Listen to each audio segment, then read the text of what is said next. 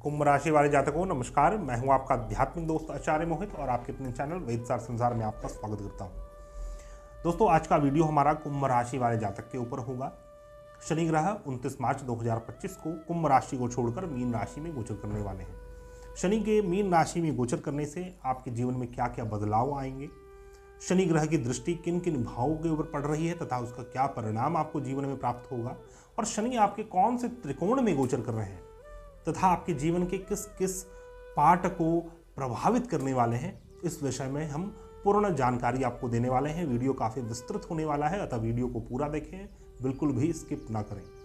Video start करने से पहले एक छोटा सा अनुरोध आपसे करना चाहूँगा। यदि आप हमारे चैनल में न्यू हैं, कृपया इसे सब्सक्राइब करें, हमारे इस वीडियो को लाइक करें। यदि आपको हमारे वीडियोस पसंद आते हैं और आप हमारे पास से अपॉइंटमेंट लेना चाहते हैं, किसी भी प्रकार का परामर्श चाहते हैं, तो आप हमारे पास से कांटेक्ट कर सकते हैं। कांटेक्ट डिटेल्स आपको डिस्क्रिप्शन बॉक्स में तथा स्क्रीन में प्राप्त हो जाएगा। आइए वीडियो स्टार्ट करते हैं। सबसे पहले तो शनि ग्रह आपके मीन राशि में गोचर करने वाले हैं। यहाँ पर आपके लग्न स्थान से मीन राशि में जाने वाले हैं।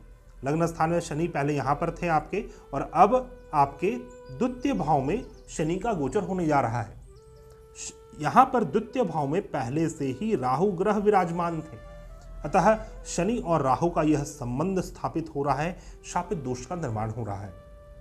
शनि ग्रह आपके द्वादश भाव और आपके लग्न स्थान के स्वामी हैं, तो यह संबंध, यह जो स्थिति है, यह शुभ भी है और अशुभ भी है। शुभता में क्या है कि द्वादशेश आपके धन स्थान में गोचर कर रहे हैं, तो विदेश से धन आपका आने वाला है। विदेश से धन लाने के लिए आप प्रयास करेंगे, परिश्रम करेंगे, एफर्ट डालेंगे, और वह धन आपका आपके बैंक बैलेंस में आकर जमा हो जाएगा। लेकिन इसमें अशुभ तत्व क्या है कि शनि जैसे ही गोचर करेंगे तो शनि 6 अप्रैल तक अस्त अवस्था में रहेंगे, अर्थात कि उसका कोई विशेष प्रभाव देखने को नहीं मिलेगा। और 6 अप्रैल के बाद अचानक से जैसे ही शनि उदय होंगे तो शनि राहु का यह जो श्रापित दोष है, यह पूर्ण रूप से एक्टिवेट हो जाएगा, और यह श्रापित दोष 18 मई 2025 तक रहने वाला है। 18 मई के बाद राहु ग्रह आपके लग्न में गोचर कर जाएंगे, तो 18 मई तक आपको विशेष सावधानियां बरतनी चाहिए, क्योंकि शनि आपके तृक भाव के स्वामी भी हैं, लग्न स्थान के तो स्वामी हैं और द्वादश भाव के भी स्वामी हैं। तो आपके ऊपर किसी प्रकार का तांत्रिक कर्म, अभिचार कर्म क्रिया किया जा सकता है। हेल्थ को लेकर कुछ इश्यूज आएंगे, हेल्थ की समस्या उत्पन्न हो सकती है। यह एक प्रकार का मारक योग का निर्माण कर रहा है। असाध्य रोग, गुप्त शत्रुओं का प्रकोप आपके ऊपर बना रहेगा। अचानक से धन आपके हाथ से निकल जाएगा।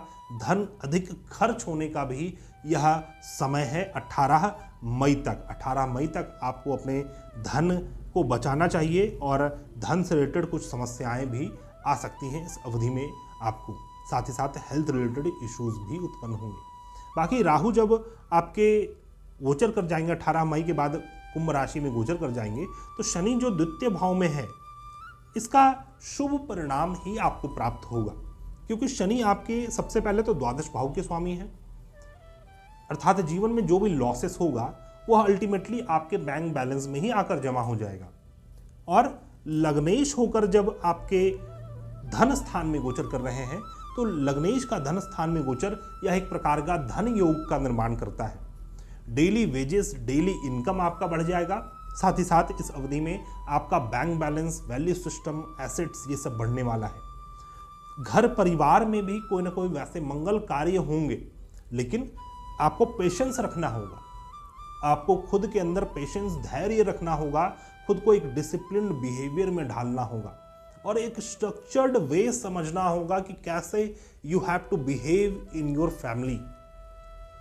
बाकी शनि के दृष्टि के ऊपर बात की जाए तो शनि की 3 दृष्टि होती है, तृतीय, सप्तम और दशम दृष्टि।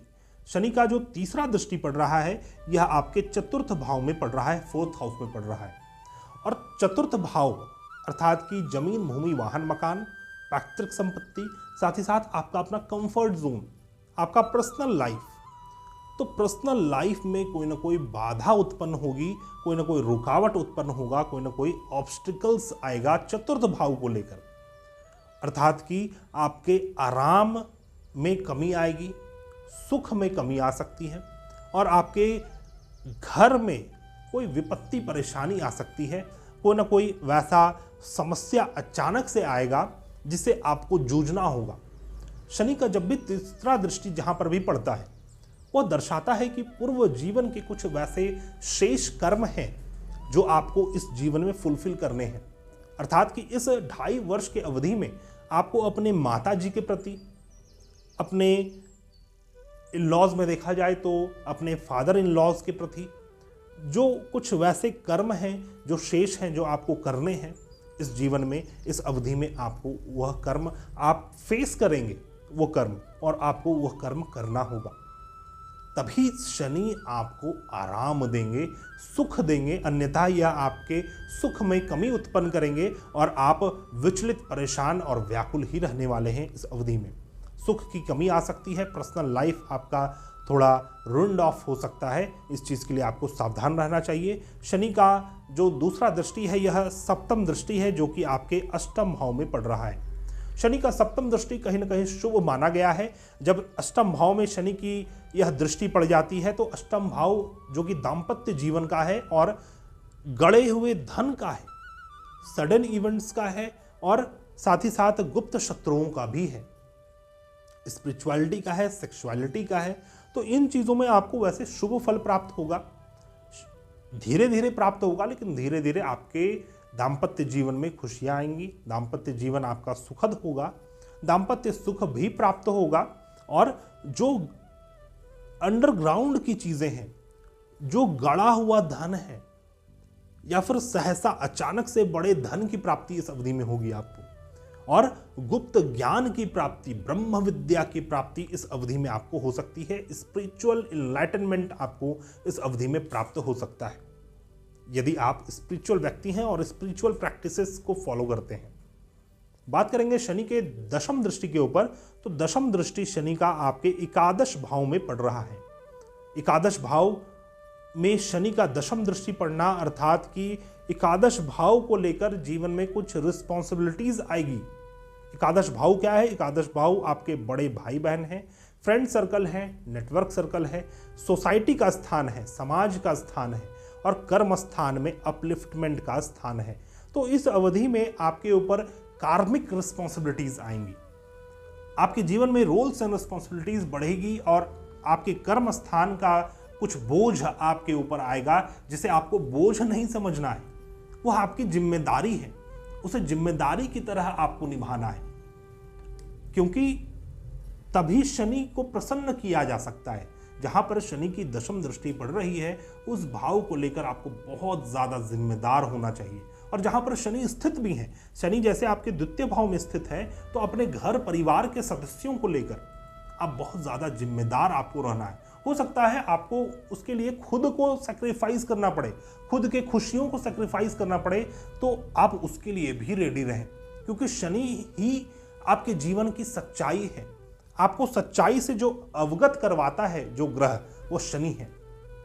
इसीलिए इस ग्रह से आपको जीवन का तजुर्बा मिलता है, जीवन का जो आपका एक्सपीरियंस है उन चीजों को आप प्राप्त करेंगे अपने घर परिवार के सदस्यों को लेकर, घर परिवार को लेकर और समाज को लेकर, क्योंकि यह समाज स्थान में दशम दृष्टि डाल रहे हैं।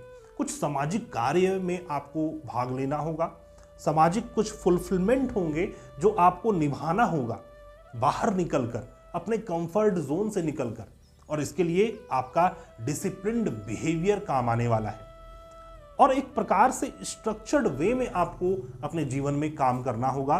तभी जाकर शनि आपको शुभ फल भी इस अवधि में प्रदान करेंगे। वैसे लग्न स्थान के स्वामी होकर जब द्वितीय भाव में गोचर कर रहे हैं तो इसका शुभ परिणाम आपको अधिक प्राप्त होने वाला है। आइए अब समझते हैं शनि आपके किस त्रिकोण में गोचर कर रहे हैं। जैसा कि हम देख सकते हैं शनि द्वितीय भाव में गोचर कर रहे हैं, तो द्वितीय भाव जो है यह अर्थ का त्रिकोण के अंतर्गत आता है। अर्थ में आपका छठा भाव भी है और आपका दशम भाव भी है। जैसा कि आप देख सकते हैं यह एक त्रिकोण का निर्माण कर रहा है। यहाँ पर यह अर्थ का त्रिकोण है। जब शनि अर्थ के त्रिकोण में गोचर करते हैं तो जातक को वैसे तो शुभ फल प्रदान करते हैं, लेकिन जिम्मेदारियों के साथ power always comes with responsibilities. Power तो आएगा लेकिन रिस्पॉन्सिबिलिटीज के साथ, और उन रिस्पॉन्सिबिलिटीज को आपको निभाना होगा। नहीं निभाने पर शनि का कोप का भाजन बनना होगा। तो आप डेली बेसिस पे डेली रूटीन वर्क जो है आपका, उसके लिए आपको काफ़ी पंचुअल रहना होगा। अपने कर्म स्थान को लेकर, अपने जिम्मेदारियों को लेकर, अपने पिता को लेकर, सरकार, आपके बॉस, इनको लेकर जो जिम्मेदारियां हैं आपकी, उसे आपको पूर्ण रूप से निर्वाह करना होगा। और अपने परिवार को लेकर जो जिम्मेदारियां हैं उसको निर्वाह करना होगा। तो शनि के उच्च फल के आप भागीदार बनेंगे। तो दोस्तों, यह समय आपके लिए मिला जुला रहने वाला है और यह हमारा एक छोटा सा विश्लेषण था। मीन राशि में शनि का गोचर कुंभ राशि वाले जातक को किस प्रकार का प्रभाव देने वाला है। आशा करता हूँ वीडियो आपको पसंद आया होगा। यदि आप अपने कुंडली का विश्लेषण करवाना चाहते हैं तो आप हमारे पास से कांटेक्ट कर सकते हैं, अपॉइंटमेंट ले सकते हैं। मिलते हैं हम नए वीडियो में, तब तक के लिए धन्यवाद। जय हिंद।